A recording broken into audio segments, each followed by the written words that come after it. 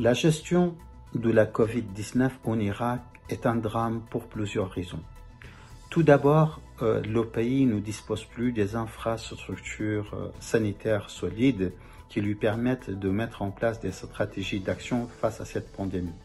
En effet, l'Irak est passé par plusieurs guerres, la guerre contre la République islamique de l'Iran dans les années 80, la première guerre du Golfe contre les États-Unis d'Amérique avec l'occupation du Koweït dans les années 90, l'embargo strict de 13 années de 1990 à 2003 qui a détruit le pays, et enfin la guerre de 2003, l'occupation américaine de l'Irak, sans parler de la guerre de Daesh.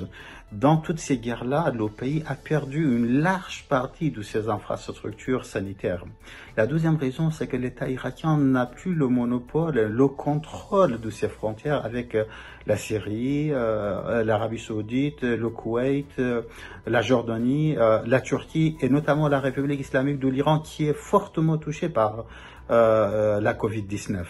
Et la troisième raison, la plus importante, c'est la culture sociale de la Covid-19. J'ai été en Irak récemment, j'ai bien observé dans toutes ces villes, ces villages, le fait de porter le masque est socialement, culturellement mal vu, mal perçu. Les individus doivent absolument abandonner leur masque lorsqu'ils apparaissent publiquement, comme si le masque en soi était déjà une maladie. Les Irakiens, j'ai bien observé, préfèrent malheureusement, et là c'est une réalité, mourir avec la Covid-19 et ne pas porter le masque.